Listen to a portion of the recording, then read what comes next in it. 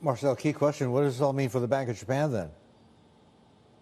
Well, the Bank of Japan has indicated that it will look through this surge in inflation, and I think that's the right strategy.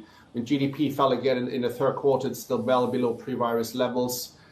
We think that the Japanese economy will enter a recession sometime next year, which will be mostly driven by a drop in exports and also by first becoming more cautious about investment, which is typically what you see when exports start to fall.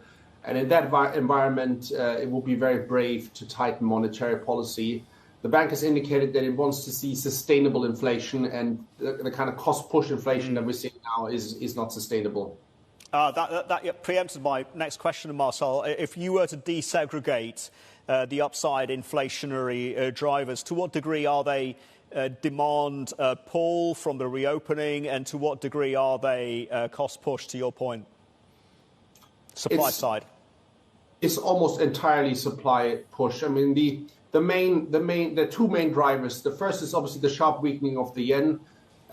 Import prices have been rising at the fastest pace since the 1980s, and that's almost entirely, at least until recently, it's almost entirely to the weak yen. So if you look at import prices in contract currency terms and in the currency of the invoicing currency, then import price inflation has actually come down quite sharply over the last year. And the yen has probably weakened more sharply than any other major currency against the dollar.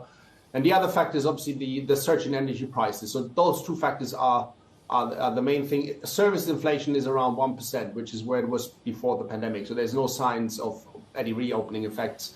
If anything, the government has dampened any reopening effects by offering discounts on hotels and domestic travel. So that's keeping travel inflation negative.